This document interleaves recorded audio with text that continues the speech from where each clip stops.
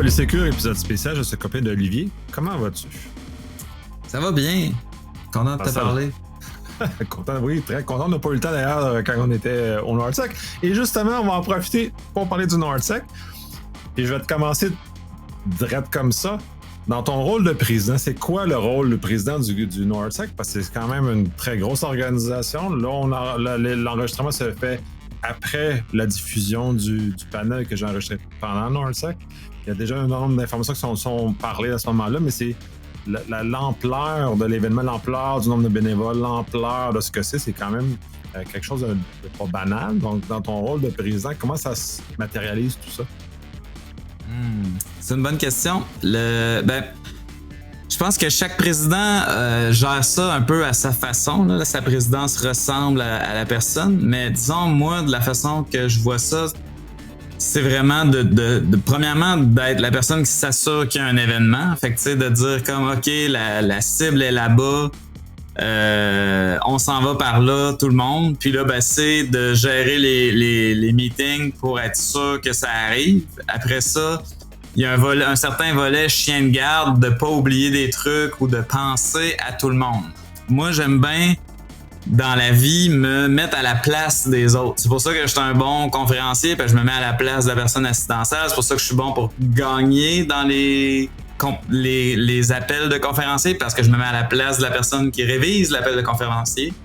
Quand je pense à NordSec, je me mets à la place du participant du CTF, je me mets à la place du participant à la conférence, puis je me mets à la place de nos commanditaires. Puis là, je me dis, OK, qu'est-ce que moi j'ai envie de vivre? Puis là, je m'arrange pour que ça soit fait. Fait que des trucs peut-être un peu moins évidents là, que moi, comme président, m'ont beaucoup occupé cette année, notre horaire.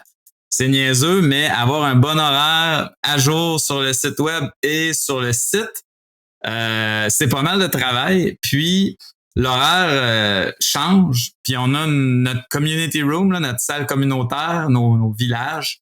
Ça aussi, c'est des horaires plus en mode on-conference, là, donc plus à la volée des dernières minutes.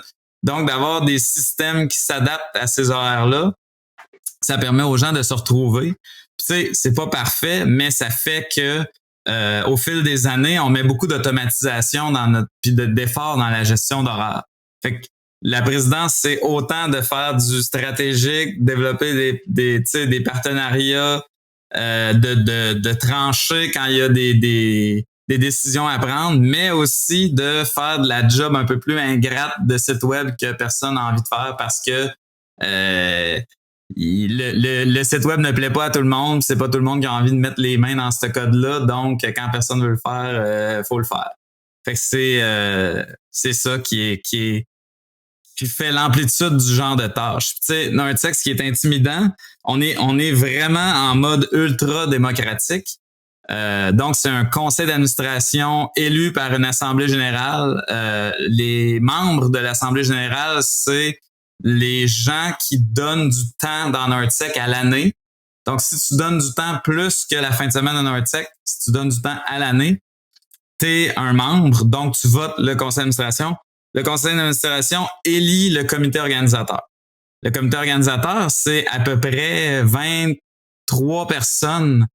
Donc, c'est des immenses réunions, là. Puis, on a essayé au fil du temps de trouver c'est quoi le groupe le plus important ou le plus, tu sais, comment rapetisser ces réunions-là. Puis moi, je suis pas arrivé encore. Donc, on fonctionne vraiment avec notre mode comité organisateur qui grossit au fur et à mesure qu'on a des volets de l'événement qu'on veut gérer. C'est comme une entreprise, dans le fond. Si tu veux que quelque chose se fasse, il faut que tu y assignes une personne. Puis pour des bénévoles, le plus la fonction est directe, le plus c'est sûr que ça va se faire parce que l'existence de cette personne-là au sein de l'organisation, c'est sa fonction.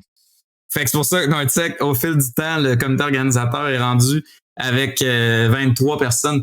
Je dis ça approximativement, là, c'est plus que 20 personnes. Fait que donc, c'est de chapeauter de tout ce beau monde-là puis d'être sûr qu'on s'en va tous dans la même direction.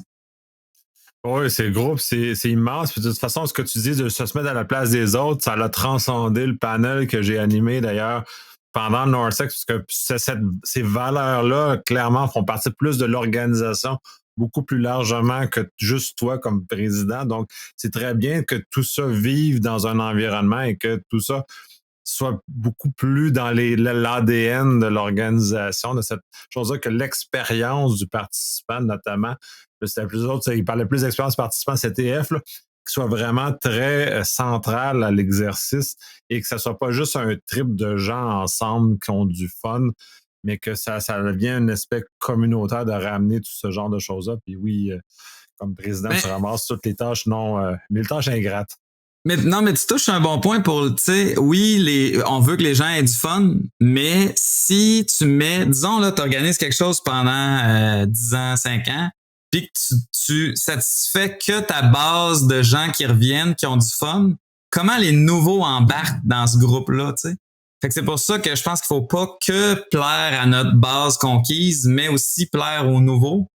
Puis pour le capture, pour la compétition, le CTF, ça se matérialise avec de plus en plus de challenges diversifiés pour aller chercher des nouveaux. Tu sais, puis là, les nouveaux, à force d'être exposés à nos challenges plus classiques, vont embarquer, tu sais, année après année, puis vont se mettre à élever leur niveau aussi. Là. Mais tu sais, par exemple, là, notre track physique, là, nos challenges en personne, tu sais, que ce soit, tu sais, cette année, on avait le coffre-fort, on avait de décacheter des enveloppes avec un tape Tamper Evident.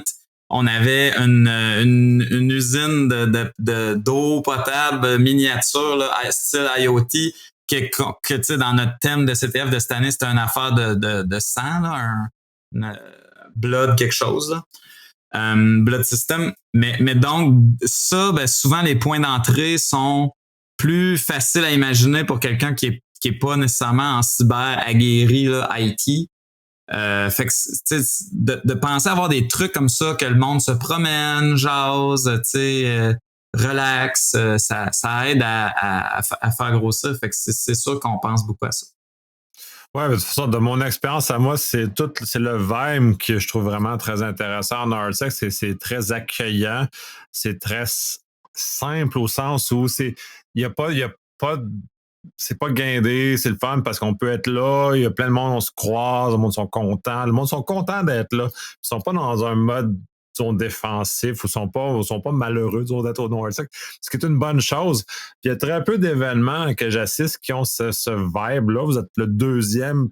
Puis dans le fond, le premier événement que j'ai vraiment vécu qui avait ce vibe-là, très, très humain, très positif. Le deuxième, ben, on en a parlé en pre-show, c'est le Blue Team Con, que aussi cette espèce de vibe-là communautaire qui est accueillant. Puis c'est ça revient à dire un peu comme tu mentionnes, pour amener les gens en dehors de ta base standard, ben, il faut que tu sois nécessairement accueillant et que tu réussisses à ramener ce monde-là dans un univers qui peut paraître un peu élitiste. On avait parlé justement sur le panel parce que pendant bien des années, on a eu une culture en cyber qui était très élitiste et ce qui a l'effet pervers de faire qu'on a peu de gens dans le domaine parce qu'on fait peur aussi de cet élément-là. Puis là, c'est comme si la barrière à l'entrée était immense, quand dans le réel, la barrière à l'entrée n'est pas si haute que ça.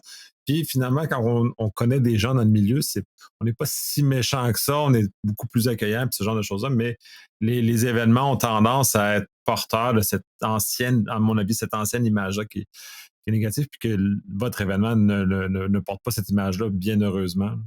Mais c'est drôle parce que là, je vais en profiter pour te poser des questions. Tu penses-tu, tu sais, parce que à un moment donné, quand on est établi ou quand ça fait longtemps qu'on fait ça, on connaît les gens, puis là, quand on participe, on est naturellement porté à parler à du monde qu'on a vu l'année d'avant ou à un autre événement. Mais penses-tu que le fait que notre badge électronique, disons, oblige les gens à se connecter pour monter de niveau, c'est ça qui fait que tu parles plus aux gens, ou si c'est toi, Nicolas Loïc, tu connais déjà plein de gens là-bas? Moi, je suis pas une bonne référence à ça parce que je suis un trop vieux dans le milieu. Fait que, puis du podcast, j'ai une certaine notoriété qui est associée à ce genre de choses-là. Fait que je suis de l'autre côté, là. Je suis comme je suis le vieil homme blanc là, du système. Je suis pas genre la personne qui arrive là-dedans. Fait que je suis pas la bonne référence pour savoir si ce genre de choses-là. Mais ce que j'ai vu, c'est que j'ai des gens qui sont venus me parler puis qui se sont pas sentis parce qu'il y avait le vibe de l'événement favorise ce genre de choses-là, de communication entre les gens, au-delà du badge, parce que puis là, le badge, c'est vraiment plus prendre les universitaires que tu devrais interroger si ça les a aidés à connecter avec des gens dehors de leur cercle à eux-mêmes. Mais moi, personnellement, je suis pas très vers élargir mon propre cercle. Fait que je suis pas nécessairement dans un bon exemple pour ce genre de choses-là ou ce genre de questions-là parce que je suis un vieux bougon des vieilles générations.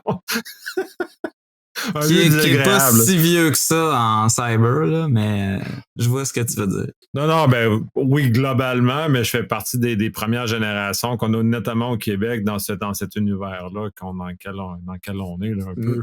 C'était parti. Oui. Non, mais j'allais dire, puis là, ça veut dire quand t'arrives à Blue Team Con, puis que tu dis que la vibe ressemble à Nortec, mais là, t'es pas connu là-bas. Non. J'assume que t'es pas connu là-bas. Non. Je suis zéro connu. Moi, j'ai juste mon petit terrain ici, je suis connu, là. À part ça, non, mais c'est ça. Mais fait que donc, qu'est-ce qui là-bas fait que tu sens que le vibe est similaire? Tu sais, c'est quoi le brise-glace? Parce que souvent, c'est ça. C'est qu'on est seul parce qu'on voyage. Oui. Ce qui change beaucoup, puis c'est comme ça que je le vis au Nortec aussi, parce que c'est comment les bénévoles qui font partie de l'organisation vont interagir avec les participants, la communication, l'ouverture à la communication. En cyber, il y a beaucoup de gens qui sont plus renfermés sur eux-mêmes. Je suis notamment un de ces exemples-là. Donc, c'est des gens qui sont plus difficiles à amener en communication. Et vous avez, comme le Blue Team Con, cette capacité-là de venir chercher les gens et pas les laisser seuls dans leur univers. Je l'ai vu qu'il y a eu ces choses-là. J'ai rencontré quand même des gens. Là, je suis pas juste bougon dans mon coin avec mon petit micro. J'ai quand même rencontré l'année passée notamment des gens que je connaissais pas puis qui sont devenus des personnes des relations maintenant dans cet univers-là. Fait qu'il y a un retour même pour un vieux bougon comme moi dans ce genre au Nordsec. Et je prends le Blue Team Con, ben oui, sont cette espèce d'accueil-là. Mais c'est vraiment les bénévoles qui donnent le vibe de tu te sens chez vous. Puis tu sens que tu sens dans un. Bon, on va utiliser des choses typées, là, on sent dans un safe space, si tu veux. Là, non, 100%. Mais tu te dis, c'est quoi le truc? Ça te prend un immense ratio de bénévoles. On était 129 bénévoles cette année, bénévoles et membres, là. C'est énorme, là, tu sais, quand tu penses à ça. De l'événement, c'est à peu près 1000. Là, les chiffres sont compliqués à aller chercher là, parce qu'on a fait des genres de codes produits dans Pretix, puis il y a des doublons. Vous avez j'avais 15 codes QR j'avais quasiment un code QR pour aller pisser, là. C'est vraiment trop insane, là. Ben, c'est parce qu'on a eu une nouvelle bébelle, un nouveau software, puis on l'a utilisé à fond, là. Mais, tu sais, on a 1450 inscrits dans ce logiciel-là, mais je pense qu'en réalité, il y avait comme 1350 humains distincts. Pas genre un training, un CTF, un conférence, là, des humains distincts, des individus, là, 1350 environ. Là.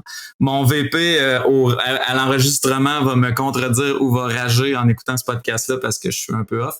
Mais tu sais, là-dedans, 129 bénévoles, c'est un ratio immense. C'est 1 sur 10 à peu près. Fait que c'est sûr qu'à un moment donné, tu te sens entouré de t-shirts de gens accueillants qui peuvent t'aider à te démêler si tu cherches quelque chose ou à juste relaxer ou t'orienter, te guider. Ça on est chanceux dans le fond là, que notre événement, c'est les gens ils ont envie d'aider là, parce qu'on leur demande beaucoup. Ils font des gros chiffres.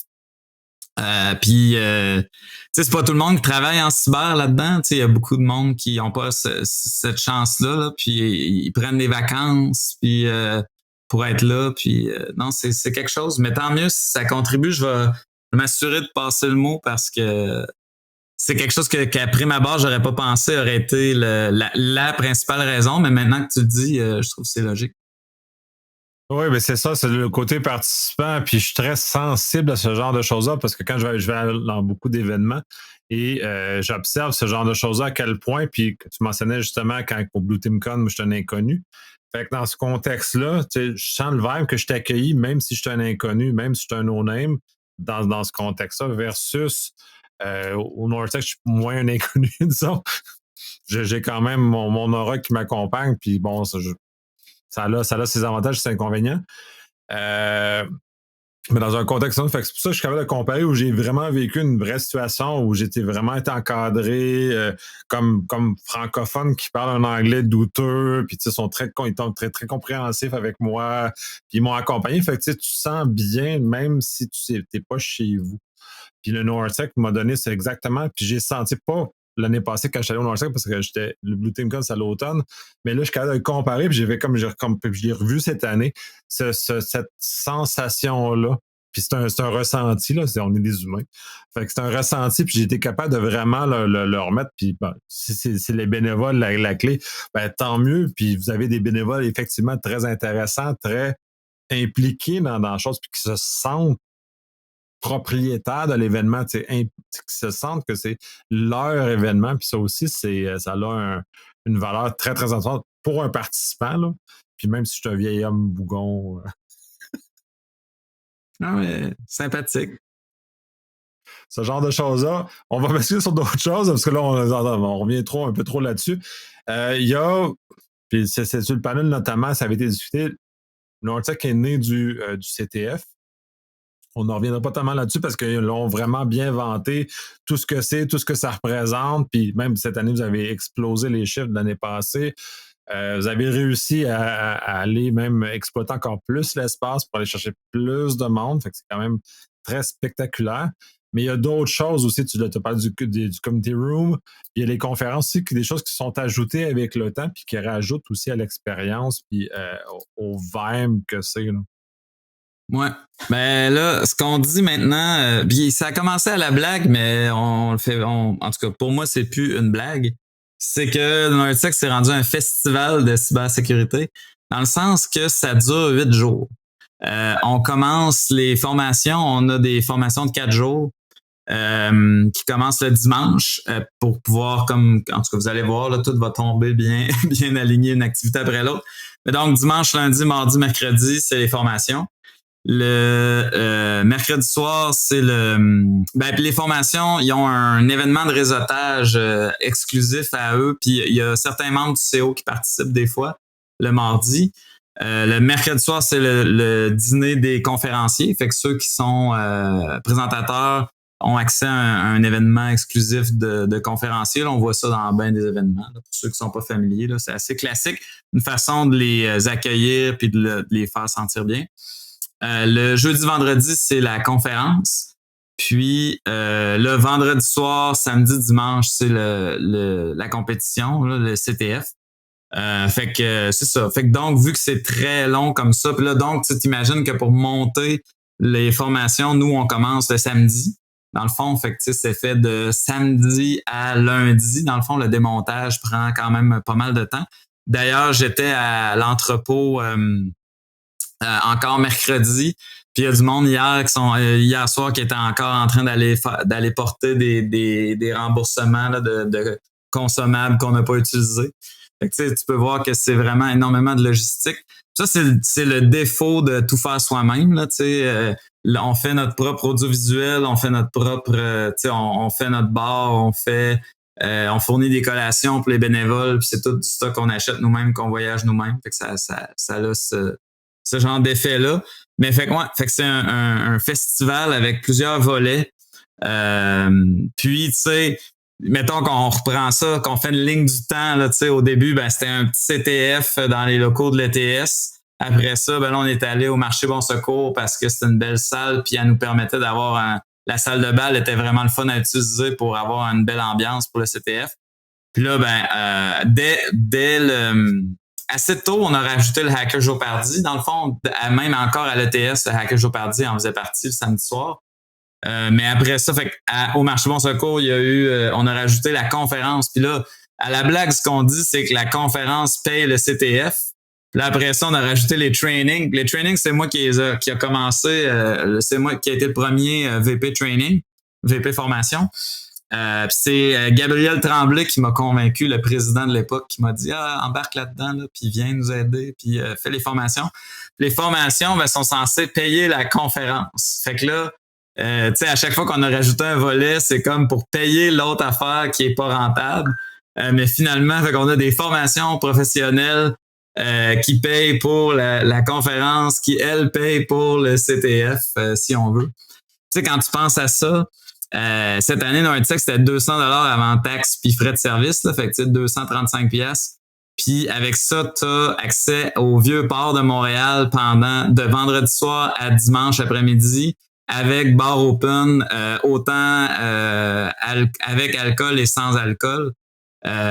Juste la salle, elle nous coûte 100 pièces par personne de location de salle. Là, il n'y a pas de chaise, pas de table. Fait que tu sais, fait juste rajouter les coûts. Là, on fait pas rouler la compagnie, il n'y a pas de serveur, il n'y a pas de. Fait que tu sais, le CTF, il est fait à perte. Là. On a déjà calculé, tu sais, sans commanditaire, sans les autres activités de la compagnie, il n'y a rien qui marche là. Fait que c'est spécial. C'est quand même assez dur d'opérer dans un contexte d'inflation, quelque chose comme ça. Mais on réussit, mais à cause des différents volets là, qui se complètent. Puis là, ça nous permet aussi d'absorber. Tu sais, les formations ont moins bien fonctionné cette année. Je sais pas s'ils l'ont dit dans les autres podcasts, mais tu sais, cette année, dans le fond, tout l'argent qui venait directement des compagnies, ça a été plus difficile. Parce que tu sais, quand tu renvoies 10 000 personnes, c'est plus dur de valider que tu donnes 10 000 piastres pour un kiosque dans une conférence qui est normalement associée à du recrutement. Donc, c'est un peu ça l'explication qu'on s'est fait donner. Mais donc, ça veut dire que tu sais, faut que ton événement soit résilient. Fait que ça veut dire que tu sais, c'est un gros CTF. Parce que veux pas, la salle, c'est un coût fixe. Fait que plus tu l'habites, plus tu sais, le coût il est déjà absorbé. Donc, grâce aux différents volets, tu sais, les formations ont moins bien fonctionné, mais la conférence puis le CTF ont bien fonctionné, fait qu'on est plus résilient à cause de ça. On a aussi eu des bonnes années en pandémie, tu sais, les sponsorships rentraient quand même, puis on avait presque aucun coût. Donc, on vit sur un coussin, là, mais disons que là, on est à... Mon objectif personnel, c'était de viser une rentabilité, un événement à zéro, parce qu'on est un organisme sans but lucratif, là, fait qu'on peut pas non plus accumuler de l'argent sans raison. Mais on visait de faire un déficit zéro, puis on n'a pas été capable à cause des les formations, pas les formations, pardon, les commandites, on est à peu près à 40% pas 40, pardon, 80% de notre objectif. Puis les formations, on a vendu à peu près 50% des billets qu'on a vendus l'année d'avant. Donc, c'est sûr que là, ça fait que il y a moins de revenus, fait que ça a été plus dur. On a coupé les dépenses pas mal cette année, mais ça n'a pas trop l'air de paraître parce que les participants, tout le monde a eu l'air d'avoir beaucoup aimé. On a relevé le défi, mais c'est ça. Ça, je vais faire une parenthèse là-dessus parce que j'organise des événements depuis quand même passablement longtemps. Nos regards d'organisateurs sur les choses sont rarement perçus par les participants. Parce que tu mentionnes ces coupures-là que vous avez vécues de façon très sévère, puis ça fait quoi, 10, 15 ans que j'en fais des événements, donc tu sais, j'en ai vu des moments festifs, des moments austères. Puis dans l'absolu, l'expérience participant, puis je l'ai vécu cette année, c'est pas la coupure que j'ai pas vue personnellement, là, tu t'en parles, mais vous l'avez juste vu à l'interne. Moi, j'ai rien vu comme participant de ces affaires. Puis tu sais, j'organise des événements, fait que je suis capable de voir des fois quand il y a des petits knick-knacks, là, mais rien. Fait que vous avez quand même réussi, malgré tout, à patcher puis à donner l'impression, puis ça demeure, pour moi, le vibe que vous donnez à l'événement fait toute la différence. Mm-hmm. Ah, je comprends. Ben, c'est ça. C'est sûr. Mais aussi, tu sais, à force d'organiser puis d'en voir, quand tu visites d'autres événements aussi, tu regardes ça, tu sais. OK, est-ce que c'est décoré? Est-ce que c'est cheap? Est-ce que, tu sais, puis tu vois les coûts, là, associés à ça. Puis là, quand c'est dans un hôtel, là, tu te dis, OK, la bouffe, elle leur coûte vraiment cher. Comment ils ont fait? Là, tu regardes le nombre de kiosques, tu te dis, OK, ils doivent charger à peu près tant. Tu sais, en tout cas, à un moment donné, tu deviens obsédé, là. Mais faut pas non plus, tu sais, c'est ça, comme tu dis, faut ça c'est que des métriques. Tu sais, ultimement, là, moi je suis pas payé à organiser Noirtec, là.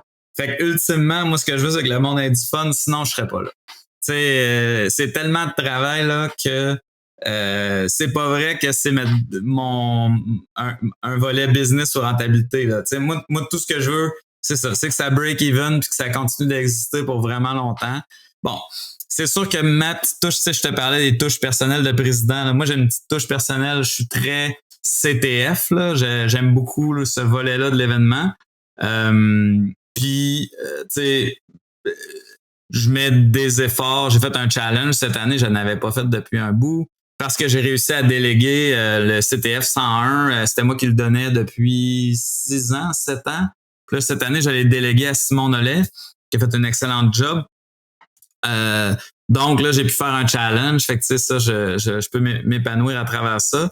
Mais c'est ça. Donc, c'est sûr qu'il y a beaucoup d'énergie qui va dans ces volets-là importants pour moi. Puis je pense que ça paraît pour les participants.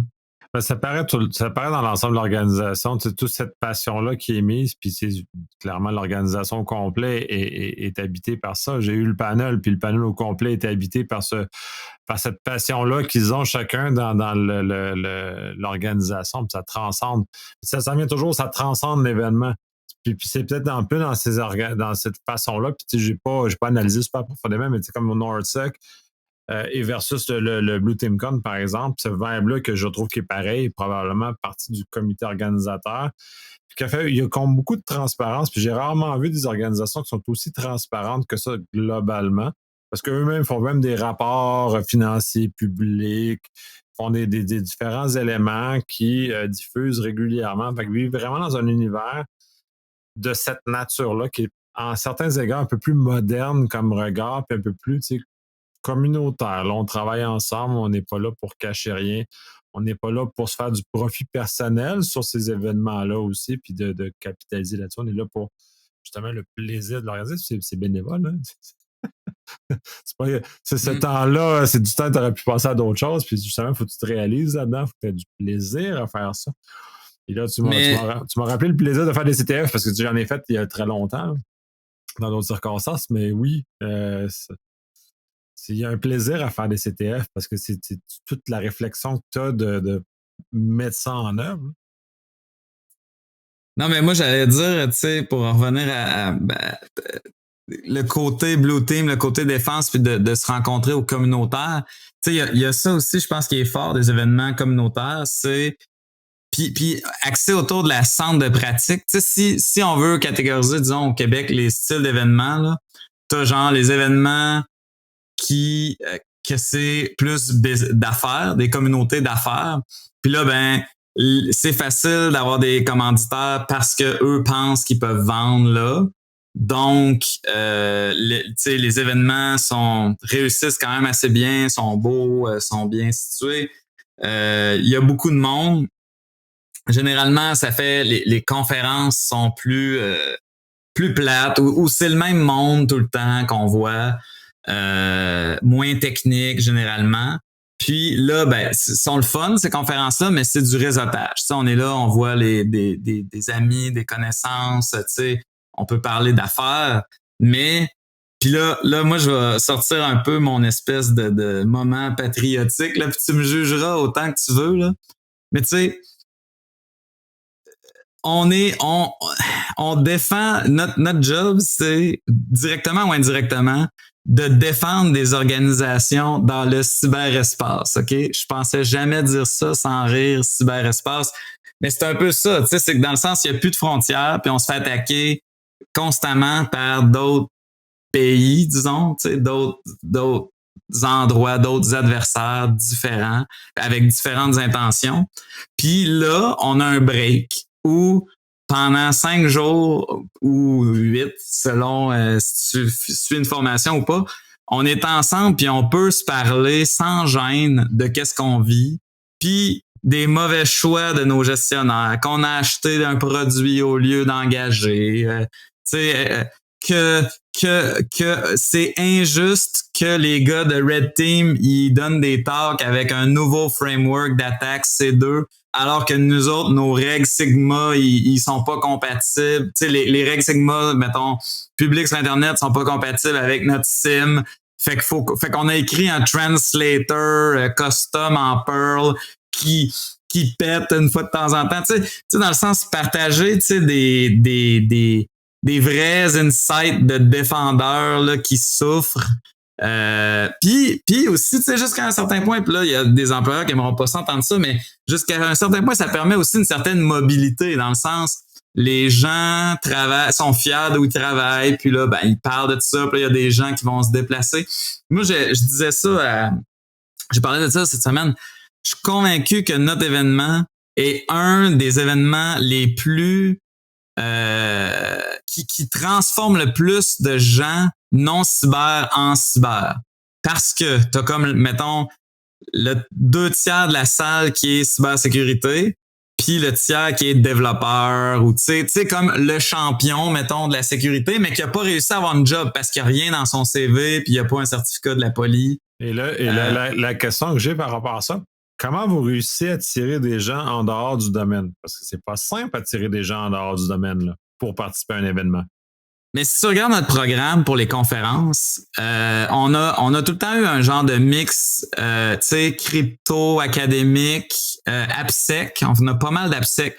L'AppSec, ça attire les devs. DevSecOps, ça attire les DevOps. Tu sais, ça fait, tu sais, là, on est chanceux parce qu'on est appuyé sur l'écosystème de Montréal qui est, de Montréal puis du Québec, là, qui est extrêmement puissant en termes de qualité technique de gens, là. Tu sais, Boost Security, là, François Proulx puis Bécojo, là, Benoît Côté-Jourdouin, c'est des machines, là, tu sais, puis ils donnent des talks de qualité qu'ils vont redonner aux États-Unis. Ces gens-là, ben, ils attirent du monde en développement qui veulent appliquer tu sais, voir cette recherche-là, appliquer les pratiques qui sont partagées. Fait que je pense que c'est ça, c'est que tout est technique, fait qu'on attire, tu sais, un certain pourcentage d'administrateurs système, un certain pourcentage de développeurs, DevOps. Puis, veux pas, le pen test, là, c'est comme la job fascinante, là, que tout le monde a écouté Mr. Robot, là, en IT, puis ils veulent tout faire ça. Fait que là, ben, en ayant du Red Team, du pen test, on attire aussi des gens qui puis le Bug Bounty aussi, qui est comme la version moderne, en guillemets, de tout ça, on attire des gens qui veulent peut-être se transférer dans ce genre de ligne de carrière-là. Puis eux aussi vont finalement dire le Bug Bounty c'est cool, mais j'aimerais mieux ça être pentest. Puis là il parle à Maxime Nadeau de chez GoSecure, puis là il y a une entrevue. Tu sais, je pense que de mettre au Québec, puis là, je vais sonner arrogant ou vraiment comme prétentieux, là, mais je le crois, guys, OK? Je suis pas prétentieux. Parlez-moi si vous me croisez, là. Je vous le promets. Mais je pense que tu mets que tu as participé au CTF de NordSec dans ton CV, puis ça t'augmente tes chances d'empile d'être trié pour une entrevue si tu appliques pour une job de cybersécurité, tu sais. Puis même chose pour un compte GitHub, un Ring Zero, un Hack the Box. Mais tu sais, je pense qu'au Québec, on est dans ce genre de ligue-là, tu sais, non seulement t'es intéressé par la cybersécurité, mais t'es intéressé au point que tu passes une fin de semaine jusqu'à 3 heures du matin, puis tu te relèves, puis tu y vas à 8 heures le matin pour des points fictifs à travers des scénarios fictifs avec du monde déguisé. Genre, c'est ça qui se passe, là. Tu sais, je veux dire, c'est un peu fou, là, quand même. Oui, c'est particulier. Puis oui, c'est bien que le NordSec ait cette notoriété-là qui permet justement de donner une valeur à cette participation fictive dans un univers qui est complètement monté de toutes pièces. Mais j'aimerais savoir ton tech là-dessus parce que tu as passé du volet Red Team, ces affaires-là, parce que tu sais, tu parles de Mr. Robot, c'est très sexy dans les films. Le réel n'est pas ça, pas en tout. Puis moi, ça m'agace un peu parce que tout le monde va en Red Team, mais il n'y a pas tant de jobs que ça en Red Team. Il y a beaucoup plus de jobs en Blue Team, mais il n'y a personne qui y va. Fait, je vais voir ton take là-dessus. Ouais, j'ai pas écouté Mr. Robot, mais j'imagine que dans la série, il fait pas un rapport à chaque 3 jours de. Non, tu sais, il va faire 20 pages avec des screenshots. Il va faire changer le Raspberry Pi, contrôle la température dans un centre d'hébergement, dans un centre de stockage de rubans pour monter la température pour que les rubans de backup brûlent, fondent. C'est à ce niveau-là de Red Team funky. Fait que c'est très drôle. Tu regardes ça à la télé, t'es super content. Là. Tu penses que c'est ça la vraie vie d'un Red Teamer. Puis moi, ce que je connais déjà en Red Team, ça n'a rien à voir comme Mr. Robot. Là. Pas en tout. Fait que je vais voir ton take là-dessus parce que t'es comme un peu à la frontière des deux univers. Fait que je... Ben non, mais je pense que c'est une culture qui... c'est des symboles puissants, là. Tu sais, t'es payé pour hacker le monde, c'est cool. Tu sais, c'est comme un peu normal que ce soit aussi intéressant. Ceci dit, je pense que c'est ça. Je pense que c'est le gateway drug, là, entre guillemets, de la cybersécurité. C'est que là, t'arrives là, tu te rends compte, wesh, c'est faire plein de rapports. Tu sais, c'est non-stop. C'est le train continu de péter des clients un après l'autre avec les mêmes affaires. Là, bien sûr, là, pas tous les mandats qui sont pareils, mais, tu sais, un moment donné, un moment donné, c'est redondant, je vais finir une phrase avant de commencer l'autre. Il y a aussi, tu te rends compte que tout est de la faute de Active Directory, là, où tu sais, tout canalise vers Entra ID / Azure AD et ou Active Directory. Puis, ça devient, à un moment donné, juste, tu deviens un technologue d'une technologie spécifique de Microsoft sur laquelle tu n'as aucun contrôle. Mais puis ce qu'on voit, OK, un des stagiaires que j'ai eu qui était un des meilleurs gars de Red Team que j'ai connu de ma vie, il était ici sur des visas de travailleurs temporaires. Il est allemand. Je pense que ça ne dérangerait pas, je le nomme là, c'est Sebastian Feldman. Il travaillait chez GoSecure, il était très, très bon. Il est retourné en Allemagne, il a eu une job dans une des top firmes là-bas. Très bon, puis il s'est tanné. Puis il m'a dit récemment, il est switché, il est rendu en défense. Puis il m'a dit, c'est trop facile, c'est trop injuste cette bataille-là. Puis là, il est rendu en Blue Team, puis il fait tu sais, c'est le meilleur gars de détection ever, là. Il est comme dans les, tu sais, à la fin, il était dans le EDR bypass puis tout, là, tu sais, level de Charles Hamilton, là. Puis là, il dit qu'il fait comme le contre-offensif de ça. Fait qu'au lieu d'utiliser des signatures ou des primitives très, très, très précises, donc peu de faux positifs, mais très difficiles à appliquer sur toutes sortes d'attaques que tu reçois. Là, maintenant, il est comme plus si il y a un thread qui est créé à cet endroit-là et qu'il y a un sleep dedans et un socket, c'est louche. Tu sais, même un serveur web légitime ferait pas ça. Il est vraiment dans des séquences de comportement, donc plus haut niveau, donc les détections devraient être plus efficaces. Ça c'est le fun de voir ce genre de transformation-là.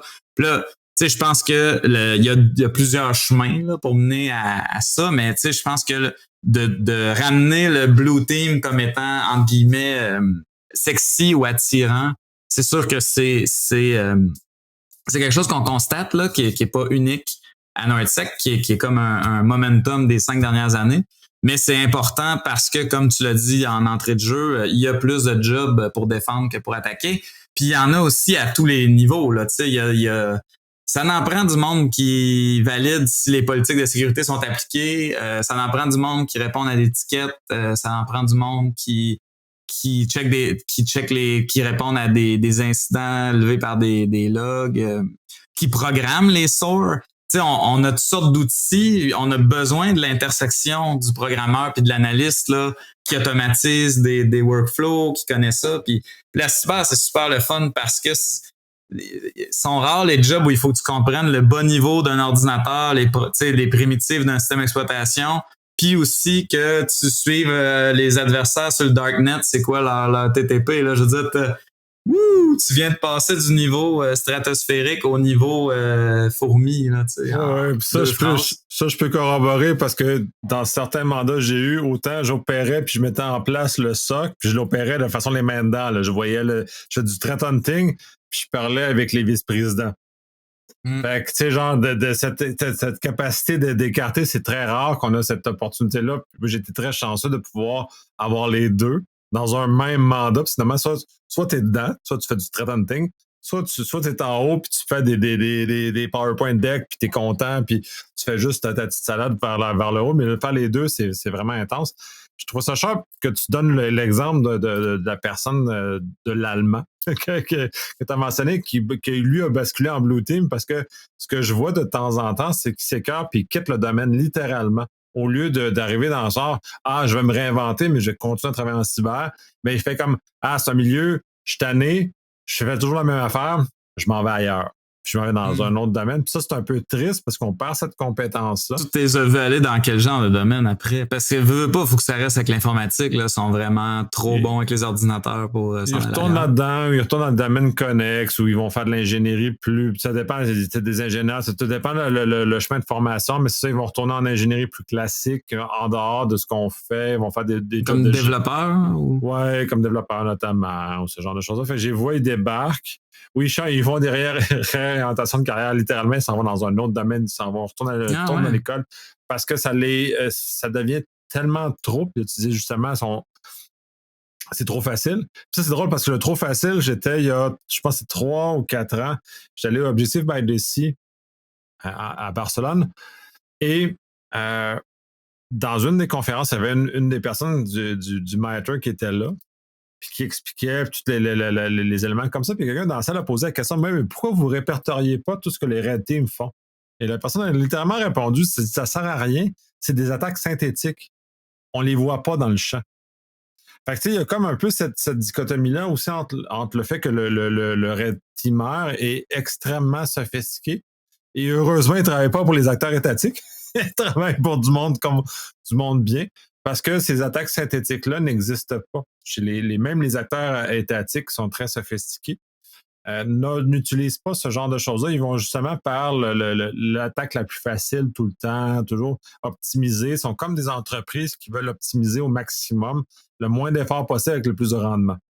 On n'est pas dans un contexte comme ça. Puis pour moi, les Red Teamers sont plus des puristes, c'est-à-dire qu'ils veulent aller l'attaque la plus élégante possible. Il y a un peu ce plaisir-là qui habite dans ces choses-là. Puis, tu sais, j'ai ce plaisir-là dans d'autres égards. Fait que, tu sais, ça m'habite aussi l'élément super cute qu'on a développé. Puis, on est vraiment content du résultat qu'on obtient au bout du compte, justement par tout le plaisir d'avoir propulsé notre esprit dans un contexte comme ça.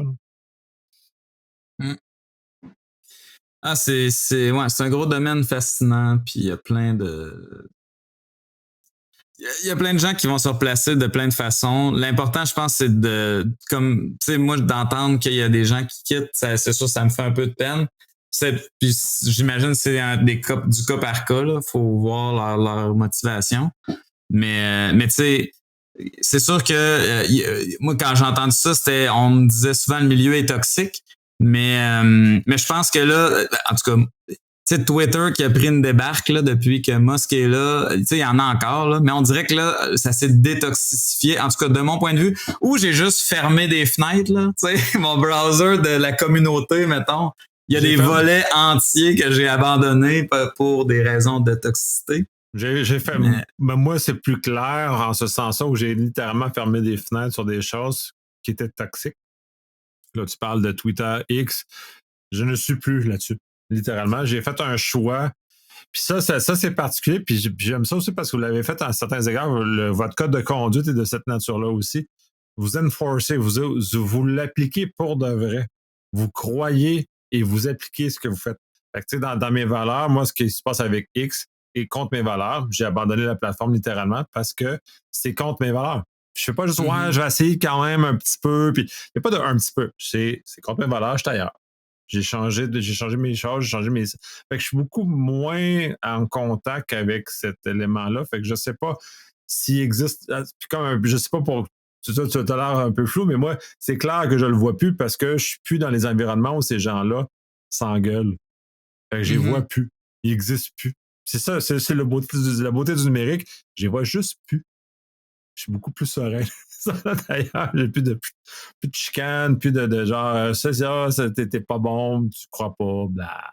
Mais je pense c'est ça, notre communauté est le reflet de où elle puise ces informations puis quelle bataille elle mène. Puis c'est vrai que c'est très positif. Puis tu sais, nous on le voit aussi avec nos statistiques d'engagement sur les réseaux sociaux que tu sais Twitter X c'est moins ça. Puis là nous on essaie on a la chance d'avoir du monde vraiment bon aux communications là, tu sais Anne-Sophie puis Amélie.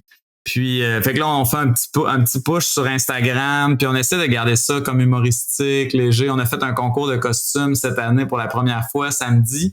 Puis c'est clairement quelque chose qu'on va ramener. Ça a été très drôle. Puis vu qu'on demande aux gens de se costumer pour fitter dans le thème du CTF, ben on va continuer ça. Je pense que c'est ça, de moins se prendre au sérieux, ça fait partie de ça. Puis tu sais, je pense qu'il y a le lien à faire avec les gens qui quittent, tu sais, dans le sens, si c'est détendu, relax, tout le monde peut s'exprimer librement, ben quand tu te sens bien à quelque part, tu n'as pas envie de t'en aller. Les employeurs devraient nous remercier plus que ça, là, de détoxifier tout ce milieu-là. Ils devraient vous payer. Écoutez, là, vous commanditer pour justement aider à j'ai inventé un nouveau sponsor package là, que c'est détoxification du milieu, puis ça va être comme une taxe carbone de l'infosec québécois. Donnez-nous 1000$ chaque, puis on met vos logos. Ouais, mais puis c'est drôle de parler de la toxicité du milieu parce que pour moi, le point de rupture, ça a été, là, sur X notamment, mais c'était comme le confinement était comme le point de rupture où avant, on vivait dans un environnement qui, à mon sens, était beaucoup plus toxique. Et quand on marchait, puis on était juste comme pas, puis c'était comme un passage obligé. Quand post-confinement, pour moi du moins, puis mon expérience est peut-être plus limitée, je vois moins ou je suis moins en contact avec ce qu'on considérait comme toxique pré-confinement. Pour moi, ça n'existe plus. Ou parce que je suis juste plus sur X. Je le vois plus. Il y a peut-être un choix, il y a peut-être quelque chose qui s'est passé. Puis bon, pour moi, l'expérience du Nortec, ça va dans ce mouvement-là où je suis de plus en plus aligné avec des choses qui sont sereins, qui sont bienveillants, qui ont des valeurs qui sont alignées avec les miennes.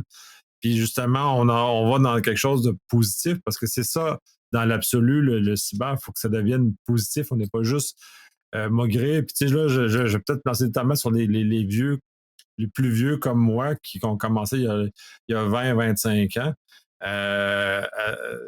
Je suis pas malheureux d'avoir qu'on me dit non, là, puis qu'on m'écoute pas dans mes affaires de sécurité, puis que mon employeur ou mon client se soit planté. Ça me crée pas de malheur dans mon cœur. C'est juste comme, OK, on va aller ramasser le gâchis. T'as fait un caca nerveux, on va aller réparer tes choses. C'est correct. C'est pas. C'est ça, puis ça m'habite pas, cette énergie-là. Fait que, tu sais, à bien des égards, je comprends pas pourquoi c'est là. Cette énergie-là. Retournons sur le Nortec. Okay. Oui, vas-y. Non, mais je sais pas, parce que je pense qu'il y a de la valeur quand les idées peuvent être discutées. Tu sais, quand quelqu'un dit telle façon de protéger les process, c'est pas bon. Tu sais, il y a une façon de le dire, là. Mais tu sais, je pense que Twitter avait de la valeur là où les choses étaient discutées puis il y avait différents points de vue qui étaient apportés. Mais tu sais, des fois, ça dérapait, mais on pouvait choisir d'embarquer ou pas. Tandis que là, tu sais, c'est plus politique, plus personnel. Les attaques personnelles arrivent plus rapidement. Il y a beaucoup d'influenceurs puis d'haine contre les influenceurs, tu sais. En tout cas, tu sais, je m'y reconnais plus, fait que j'y vais plus. Mais ouais, je comprends. Là, tu es retourné dans le texte, excuse-moi. Ouais, ben, de toute façon, parce que c'est ça l'objectif de ce qu'on fait là. Community Room, qui est quand même un volet très vaste, très diversifié. Ouais. Ça l'émane de haut parce que tu as mentionné les villages, un peu comme les villages du DEFCON, mais c'est pas tout à fait comme les villages du DEFCON parce que ça a sa propre personnalité. Ça a la vôtre, essentiellement. Et en quoi tout ça vient atterrir puis tout ça vient dans le grand ensemble. T'as-tu réussi à parler à Geneviève, la jeunesse ou JP des Oui, Mathieu? un peu, Non, mais mais t'es as-tu eu dans un podcast ou quelque chose ou non? Il non, était pas. non, pas spécifiquement OK. pour ce genre de choses-là. Sont plus difficiles à attraper. Ah, mais on pourrait s'arranger pour que tu les aides, mais fait que je vais être leur porte-parole, mais c'est vraiment leur objet, puis c'est eux qui l'ont, qui l'opèrent dans le fond là. C'est autonome, mais c'est l'idée originale, c'était plus Serge Olivier, l'ancien président avant moi, qui l'a eu, Paquette, qui dans le fond voulait un espace plus libre où il y aurait toutes sortes d'activités, mais aussi comme un agrégateur de communautés. Puis là, ben, tu sais, ce que ça donne, c'est qu'il y a des espaces comme Foolab qui vont, tu sais, qui est le makerspace le plus connu de Montréal, qui prend de la place dans cette pièce-là. Fait que, tu sais, dans le fond, notre salle, le marché Bon Secours, elle a un genre de un étage puis une mezzanine. Si on veut, une salle très dure à faire, des salles de conférence dedans. Puis aussi des workshops. C'est comme trop grand pour un workshop au complet. C'est dur à isoler pour le son. Là. Cette année, on a encore fait notre deuxième salle de workshop. Là. C'est pas parfait. Là. Puis on le sait. Puis il n'y a pas grand-chose qu'on peut faire. T'sais, on met des rideaux, mais c'est pas assez. Mais donc, une salle dure à habiter qu'on a décidé de carrément donner. L'idée est venue quand l'année qu'on était au Centre des sciences. Là, il y avait une salle plus loin qui était un gros carré qui aurait été, ça aurait été soit une très grosse salle de conf ou tu sais, des kiosques, mais là, on sait que les commanditaires n'auraient pas aimé ça parce que personne ne serait allé là-bas que pour des commanditaires. Fait que c'est là que l'idée est venue sur papier. Puis là, ben là, la pandémie a fait qu'on l'a jamais réalisé au Centre des sciences, mais on le fait maintenant dans Bon Secours. Mais donc, c'est vraiment analogue à ce que Hackfest fait puis DEFCON fait avec les villages. C'est juste qu'on voulait un nom qui représentait plus la communauté. Aussi village en français comme un mot qui existe déjà, tu sais. Fait que sais, on sait c'est quoi un village, là. C'est une petite ville, là. Tandis que, tu sais, quand le monde à DEFCON parle des villages, c'est clair qu'ils n'ont pas Saint-Éphrem de Beauce dans la tête. Tu sais, fait que moi, j'ai de la misère à m'enlever Saint-Éphrem de Beauce des villages quand je vois ça dans les autres événements. Mais bon, tu sais, le nom, il est pas coulé dans le béton, là, parce que ça, on a de la misère. Là, t'es crampé, ben raide. Oui, parce que en anglais, ça veut rien dire comme nous on l'a en français. Fait que c'est effectivement genre Saint-Fabien de très loin ou. C'est ça. C'est en plein ça. C'est pour ça que je suis mort de rire, parce qu'effectivement, pour un francophone québécois, un village, c'est un endroit assez profond puis c'est assez rural. Puis même, on a certains préjugés face à ces zones-là d'ailleurs même. Là. Non, mais puis c'est quand même gros. Tu sais, moi, j'imagine le village Red Team, c'est comme, ben, il y a 2000 personnes, tu sais, dans le sens...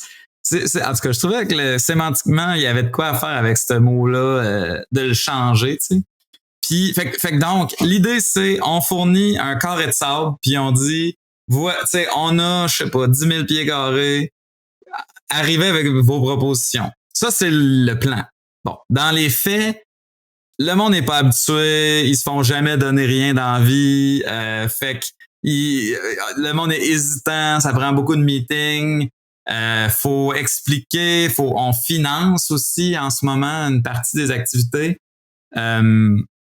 Mais à terme, on pense que tu sais les gens vont l'habiter. Puis là, ultimement, tu sais comme on a un des gros volets qui marche très bien, c'est l'atelier de soudure.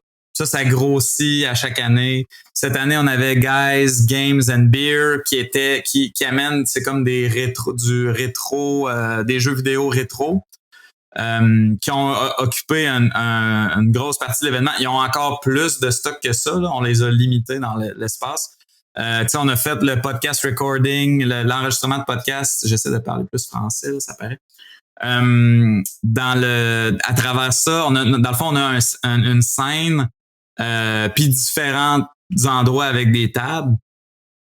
Mais là, puis on a, tu sais, le CQSC, qui est un organisme dont toi et moi, on fait partie, puis qu'il n'y a pas beaucoup de gens qui connaissent encore, qui est le Circuit québécois des événements en cybersécurité. Ont leur table, puis à chaque année, à chaque événement, vous pouvez aller là, rouler la roulette et vous avez des chances de gagner gratuitement un billet pour un des événements membres de l'organisme. En échange de juste un follow sur LinkedIn. Donc, c'est assez facile. Mais donc, c'est pour vraiment mettre de l'avant tous ces événements-là. Puis, cette année, il y avait aussi, on faisait comme le Hackfest tient à chaque année, là, les certifications de radio amateur. Fait que l'idée, c'est ça. C'est on veut pas que ce soit, on veut pas agrandir notre événement des notre surface aux commanditaires dans cette salle-là. On veut vraiment que ça soit clair, commanditaire versus non commanditaire, communautaire. Fait que donc, ça donne qu'on avait une coupure obligatoire par l'espace. Fait que ces salles-là ne servent qu'à ça. Elle a leur horaire distinct. Puis l'horaire est volontairement plus lousse, plus flexible. Puis aussi, c'est là qu'on met notre section pour lire, coin lecture, coin beanbag, coin relax. Il y a aussi un bar en bas, donc si souvent quand il y a un line-up pour le café en haut, on peut aller en bas prendre un café tranquillos avec une moins grande file. C'est là, cette année, pour augmenter la façon de découvrir cet endroit-là, on a mis sur nos billets qu'il fallait que tu passes par là pour avoir ton t-shirt puis ton badge électronique. Donc, ça a créé vraiment, il y a eu plus de participation dans cette salle-là que l'an dernier, que j'ai l'impression qu'elle était comme passée un peu sous le radar, entre autres à cause que la file d'attente pour la station de soudure électronique débordait par la porte. Là, c'est ultra logistique comme enjeu, mais ça donnait l'impression que la salle débordait alors que c'était pas le cas du tout. Donc là, on a tassé l'atelier de soudure. On a obligé les gens à aller dans cette salle-là. On a mis des activités plus permanentes, plus participatives comme les jeux vidéo rétro. Puis il y a eu une belle utilisation cette année de l'espace. Ouais, mais même l'année passée, ça fait ça. Parce que moi, j'ai vécu dans le community room autant l'année passée que cette année. Fait que c'est là où, étant donné que j'assiste peu aux conférences, puis je suis pas CTF, fait que finalement, mon passage se fait là, soit dans les fauteuils, les beanbags, ou rencontrer les gens. Fait que c'est l'espèce de. Pour moi, c'est la salle de réseautage. Elle est vraiment située à cet endroit-là. Puis là, ben, vous réajoutez un peu plus de saveur et de différentes choses à chaque année, là, parce que c'est une bonne idée d'ailleurs, justement, de réussir à faire évoluer cet élément-là, puis ce qui est très intéressant, puisque c'est essentiellement un des seuls endroits où on peut arrêter, qu'il n'y a pas dans le marché Bon-Secours, on peut juste comme se poser. Puis les autres places ne permettent pas ce genre de choses-là. C'est dans la salle des partenaires, conférences, puis c'est plus limité. Fait que je trouve ça une très bonne idée. C'est une salle qui est difficile à habiter. Là. C'est ça, je vous donne un chapeau pour réussir à habiter cette salle-là parce que c'est pas simple. Il y a beaucoup de défis, puis je pense que vous allez plancher pour l'an prochain pour résoudre un certain nombre de défis que vous avez encore rencontrés cette année, mais c'est vraiment très chouette. On est à 200 personnes d'exploser l'espace, tu sais. Autant pour la conférence que pour la compétition, là. Tu sais, il faut qu'on se pose des sérieuses questions là, sur la prochain endroit pour nous accueillir. On pourrait encore faire ça là, je pense, l'an prochain. Oui, tu sais, des micro-ajustements de plan, mais ultimement, tu sais, la compétition cette année était justement dans l'étage en bas puis l'étage en haut. On a connecté les systèmes de son pour que les annonces soient simultanées, la musique soit simultanée. Il y avait beaucoup, beaucoup d'éléments de la compétition, de la track physique qui étaient en bas sur la mezzanine. C'était presque plein, là. 82 équipes, incluant 2 tables d'équipes de présentateurs puis de bénévoles. Et il nous reste, tu sais, on pourrait rentrer maximum 10 équipes de plus, peut-être, là, dans cet espace-là. Après ça, va falloir aller ailleurs. Puis pour la conférence, c'est un peu le même truc. Tu sais, je vais visiter des salles là, lundi. L'enjeu là, majeur pour nous autres, pour l'espace, c'est que je veux pas aller au Palais des Congrès. J'haïs cette place-là. Désolé, là, j'espère qu'il écoute pas. En tout cas. Mais non, mais j'aime pas. Le Palais des Congrès de Montréal, là, il est bizarre, stérile. Ils ont des exclusivités difficiles à travailler avec. Économiquement, là, nous, c'est impossible de fonctionner. Palais des Congrès, que ce soit à Montréal ou ailleurs, c'est comme ça. Il y en a qui sont plus beaux, là. Il est laid, oui, non, mais c'est toujours compliqué de travailler avec ce genre d'espace-là. Il y a toujours des défis parce que tout ça est intéressant. Puis dans l'espace d'événements dans lequel j'ai participé en tant que organisateur-ish, on avait l'espace 400e à Québec qui est aussi weird que le marché Bon Secours en termes d'organisation. Ça a des défis intéressants, ça amène des choses intéressantes, mais maintenant, des fois, il faut aller ailleurs parce qu'on a atteint les limites de l'édifice dans lequel on est. Dans ce cas-ci, c'était Web à Québec puis la semaine numérique. Et ils ont été déménagés au port de Québec, notamment, justement parce que les aspects logistiques de l'espace 400e étaient trop contraignants. Ils sont allés ailleurs, mais il doit exister à Montréal d'autres espaces. Ça. Mais bref, il demeure que le Palais des Congrès à Québec ou l'équivalent est aussi stérile que celui de Montréal. C'est des exclusivités de breuvage. Juste pour que les gens sachent, là, c'est pas que des caprices. Là. C'est exclusivité de breuvage, exclusivité de bouffe, puis exclusivité d'équipe technique. Puis pour un événement où on produit 100% de notre technique nous-mêmes, ça fonctionne. Tu sais, ça marche pas. Là. On va se faire donner des griefs ou je sais pas quelle forme ça va prendre. Mais c'est malheureusement, dans toute relation de vente, il y a des négociations, puis des fois, tu es capable de faire sauter des clauses, mais avec le Palais des Congrès, on se bat contre un mammouth, là, puis à date, il n'y a pas d'ouverture du tout. Puis moi-même, je n'ai pas participé à aucune de ces négociations-là, ça a été fait avant moi, mais rendu là, tu sais, c'est pas intéressant. Mais c'est dur. On a atteint une salle, là, comme mettons 1400 personnes. On atteint une taille où il y a plus grandes options. Puis nos contraintes électriques, nos contraintes Internet. Internet, on exige du 10 gigabits qui peer avec le Quix parce qu'on veut pas payer pour la bande passante.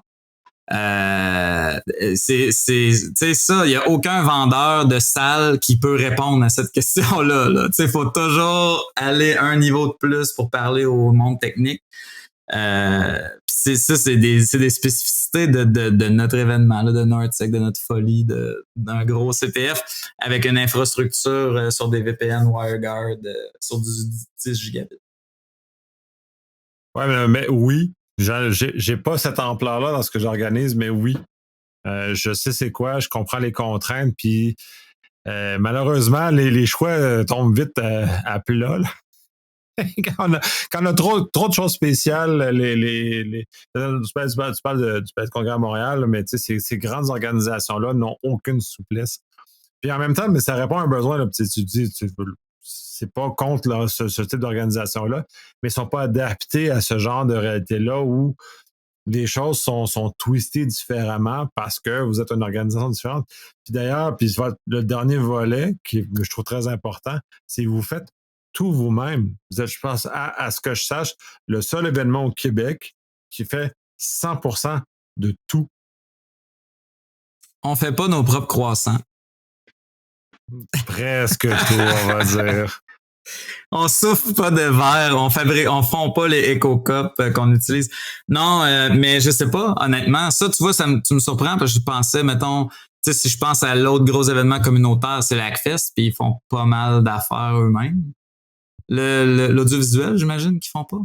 Non, c'est ça. Okay. Vous êtes le seul qui est vraiment homemade, presque. OK, vous ne soufflez pas vos verres, mais à part les consommables que vous achetez dans le commerce, le restant est opéré et exécuté par votre équipe de bénévoles à tout point. Vous avez votre propre hébergement cloud-ish, parce que c'est pas vraiment cloud, c'est comme dans des clusters. C'est private cloud, là.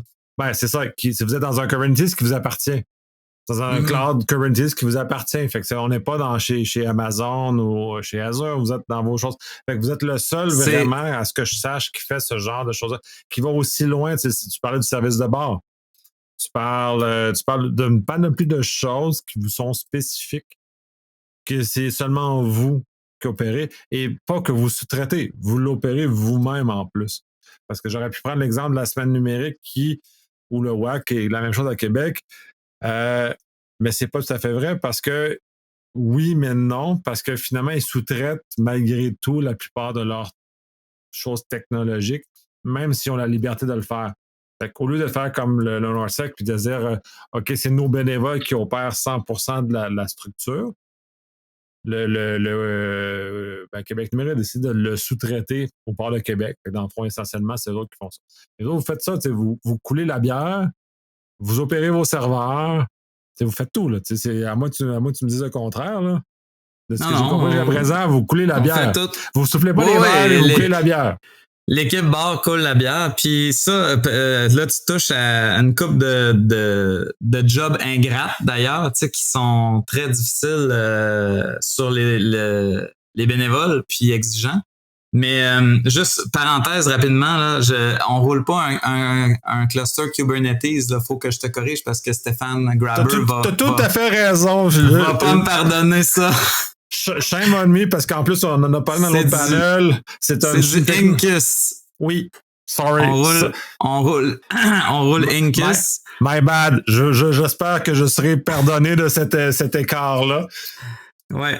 Non, mais Incus, c'est le fork de LXD de Canonical que Stéphane puis une autre couple de partenaires, là, des core contributors d'LXD ont parti l'été passé là, parce que Canonical voulait ramener le projet plus proche de sa garde rapprochée, moins dans l'ouverture. Fait que Stéphane, qui travaille à son compte sur Incus à temps plein, il opère toute l'infrastructure de NorthSec sur un cluster Incus. Mais oui, donc, parenthèse fermée, Stéphane va me pardonner, va apprécier la correction. J'espère qu'il va me pardonner. Toi, il n'a pas à te pardonner. Moi, il a pardonné mon disgrace. Je pense que c'est correct. Mais ouais, donc, tu sais, le bar puis l'audiovisuel, c'est des métiers. Puis c'est vraiment quelque chose qui est fragile. Puis je sais pas combien de temps on va pouvoir continuer à opérer ça nous-mêmes, honnêtement, parce que c'est extrêmement exigeant sur les bénévoles et c'est extrêmement ingrat. Cette année, on m'a rapporté, puis là, on n'a pas fait les post-mortem, là, mais je pense qu'il y a eu les gens qui ont eu la moins bonne expérience comme bénévoles, c'est l'équipe bar. Parce que les participants ont l'air d'oublier que c'est des bénévoles, puis d'oublier que c'est gratuit. Puis ça doit pas être tout le temps, là, ça doit être qu'une certaine un sous-ensemble de participants. Peut-être que même que c'était pas des gens qui participent à la conférence, peut-être que c'était des gens qui étaient juste là pour le party. Mais ceci dit, il y a eu des plaintes, ou les moments où les relations étaient tendues. Puis c'est dommage parce que c'est vraiment des gars, des filles vraiment le fun, sympathique, qui travaillent dans les milieux académiques, qui sont dans des startups, qui sont dans des grosses compagnies publiques, il y en a qui sont dans du gouvernemental, du paragouvernemental, qui sont là puis qui servent des breuvages aux gens, avec le sourire. Fait que ça, c'est vraiment quelque chose qu'on est fiers, c'est vrai, puis c'est dur, là, cette année, c'était 1400 litres qu'on a servi, là, il y en a peut-être 100 de moins que ça, là, je pense qu'on a 2 barils de plein. C'est beaucoup, puis de vouloir faire ça nous-mêmes, c'est faut les lever, faut les déplacer, faut là, notre kit il y en a qui vont se reconnaître là, mais notre kit de bar là, il y a une micro-fuite de gaz, là va falloir le troubleshooter, mettre du liquide à vaisselle puis voir où ça fait des bulles, puis là changer des morceaux, puis mais on aime ça là, on est plusieurs des anciens sont des brasseurs amateurs. Fait que ça fait comme partie des bébelles ou tu sais, on dirait que tout revient à aimer les affaires techniques. Tu sais, des kegs, là, ça devient, c'est PV égale NRT, puis c'est de la pression, puis équilibré, puis la température, puis c'est des affaires de geek, entre guillemets. L'audiovisuel, c'est un autre volet plein de gadgets, plein de bébelles. Ça prend un réseau séparé parce qu'on stream tout en RAW, 4K à grandeur de la place, les caméras à distance qui se contrôlent avec des manettes. Il y a du stock. Souvent, là, toi, t'as pas vu les conférences, fait que t'en as peut-être moins entendu parler, mais des fois, ça bug. Des fois, il y a des problèmes. Des fois, le stream, il marche pas. Des fois, il y a des affaires qui sont sur stream qui n'auraient pas dû être sur stream, mais on corrige, on apprend nos erreurs, on note, on essaie de faire mieux l'année d'après. Mais c'est encore une fois une autre équipe pareil comme bar, pareil comme logistique. Quand ça va bien, on leur dit rien pantoute. Puis quand ça chie, on leur crie après. C'est vraiment ingrat, puis on est vraiment chanceux d'avoir du monde qui se donne puis qui le font malgré la nature ingrate. Tu sais, un challenge designer, là, en français, je disais tisserand de drapeaux. Nos tisserands de drapeaux, tu sais, c'est des vedettes, là, tu sais, c'est souvent des gars, des filles en pentest, tu sais, etc. Puis ils sont sur le stage tout le long de la compétition, tu sais, sur leurs ordi, puis le monde les vénère. Mais le monde de l'équipe logistique, tu sais, qui font des runs au Costco, qui lèvent des kegs, le monde de l'audiovisuel qui débug des problèmes de stream, puis de clés, puis de password, puis l'équipe de bar qui fait juste comme servir des drinks à du monde qui sont comme « t'en as pas mis assez ». Tu sais, ces gens-là, ils méritent là, autant de reconnaissance, sinon plus. Ouais, mais c'est difficile. Vous avez pris un défi qui est quand même très grand de pas sous-traiter. Je connais peu. Il n'y a personne. Puis même le plus proche que j'avais comme exemple, c'est la semaine numérique, puis au Québec Mec au sens large. Puis même eux autres, ils sous-traitent énormément de ce qu'ils font parce qu'ils ont abandonné. Notamment parce que je m'occupais de la logistique initialement. On parle du web à Québec. J'ai jusqu'à, je ne me rappelle plus quelle année, je m'occupais de la logistique avec un de mes amis. Puis on a finalement par abandonner, puis on s'est fait remplacer par une équipe payée. Une compagnie qui fait que ça maintenant. Puis pour de bonnes et de mauvaises raisons, là, c'est tout tu regardes ça. Mais ça augmente le prix des billets. Tu sais, comme la semaine du numérique, je checkais les prix. Tu sais, c'est très cher quand même. Là. C'est des compagnies qui payent. C'est clair qu'il n'y a pas de communautaire là-dedans. Non. Mais tu sais, c'est plus professionnel, c'est plus fiable. Le président doit dormir peut-être un petit peu plus pendant l'événement. Peut-être pas tant que ça. Non, pas tant que ça. D'autres enjeux. Ils dorment pas plus. Puis tu sais, c'est pas... mais... Puis bon, pour avoir connu la Révolution, initialement, c'était une gang de tripeux qui ont fait leurs affaires, puis c'est tout custom, un peu comme vous autres, puis finalement, ça finit par se professionnaliser. Puis, à mon sens, ça a perdu son âme. Parce que tu l'habites pas. Tu n'habites pas ton événement autant que vous autres, vous habitez votre événement, mais vous l'habitez vraiment, votre événement. Vous êtes dans ceux qui l'habitent le plus. Mais on n'est pas à l'abri, tu sais, parce que, veut pas, là, on est à une démission d'avoir à sous-traiter quelque chose. Tu sais, mettons, moi, là, imagine, là, je perds mon directeur audiovisuel en février l'année prochaine. Il dit « Ah non, j'ai un conflit, je suis pas là. » Tu sais, j'ai pas que vous êtes pas à l'abri. C'est ce genre de choses-là, effectivement, mais vous avez la chance, puis c'est une chance qui est assez grande. Puis je perds mon événement, puis on sous-traite énormément aussi. Là, puis c'est en sens ça, je qualifie pas rien là-dedans, mais c'est une chance que vous avez, c'est d'avoir ce bassin de gens, de monde qui tripe dans votre événement. Puis ça a une valeur en termes d'organisation, vous êtes capable de mobiliser ces gens-là. C'est une très belle, en ce sens, une très belle réussite parce que je connais personne d'autre au Québec qui est capable de mobiliser autant de bénévoles que ça de façon continue à l'année et de façon ponctuelle lors de l'événement. C'est malade, là. Je pense que c'est comme vampirique un peu. C'est-à-dire, le président, il se fait drainer toute son énergie pendant 3 ans, puis après ça, il faut qu'il change. À date, c'est ça qui s'est passé. Oui, ben c'est ça. Techniquement, moi, ça va être ma dernière année là, avant d'être vidé. Non, mais c'est normal aussi. Puis, tu sais, ça prend des défis. Puis, ça a des conséquences que vos choix. Mais ça l'a aussi, tu sais, c'est dans la globalité. Puis, moi, j'admire énormément parce que, moi, je suis pas là dans ma vie. Je ferais pas ta job de président du Nortec. Là, je suis comme non, ce serait beaucoup too much pour ce que je serais capable de pouvoir contribuer Mais savoir dire non, c'est énormément de sagesse aussi, tu sais, c'est ça, c'est bien. T'es rendu là, tu sais. Non, mais je dis pas ça, c'est gentil, oui. là, c'est bienveillant, là, ce que je dis, là. Oh non, mais ça va, puis je le prends comme ça aussi.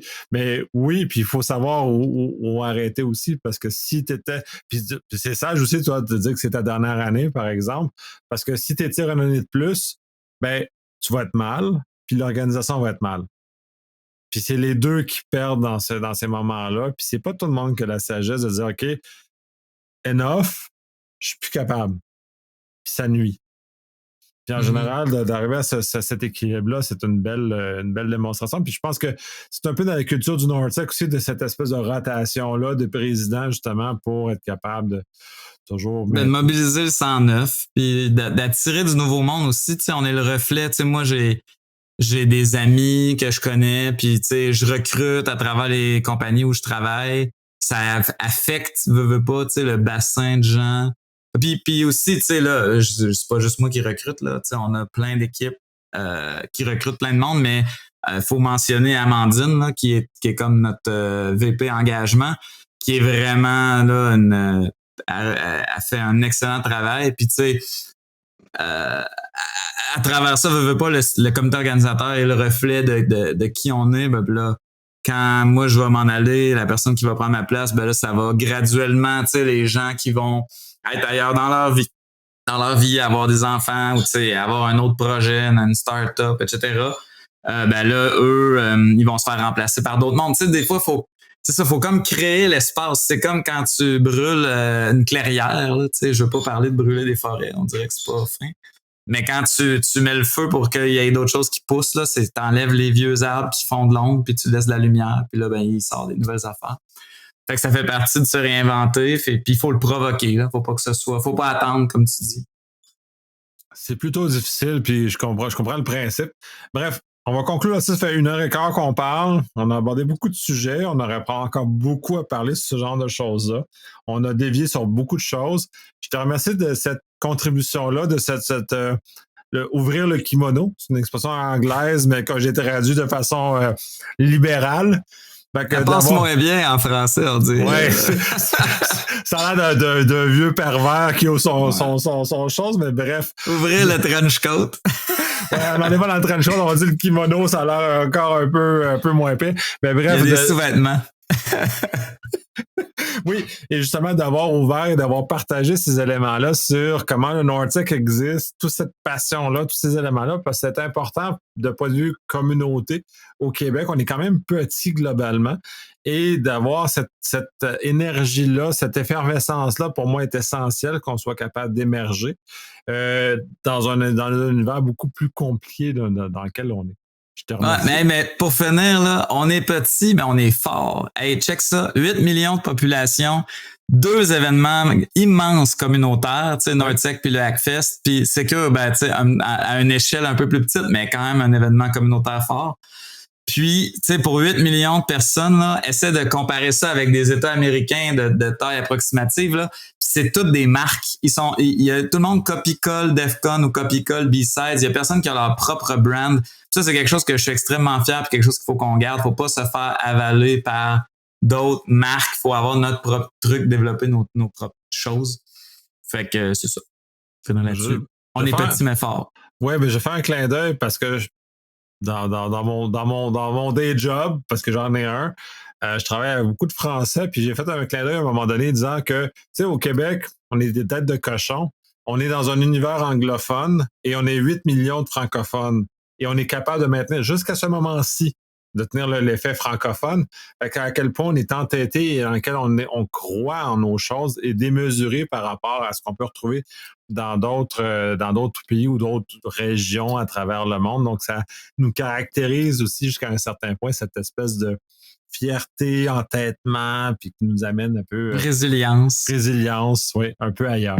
Donc, bref, merci énormément. C'est toujours chouette, ces conversations. Là, de façon plus NordSec, mais sur plein d'autres choses aussi. Fantastique, merci beaucoup.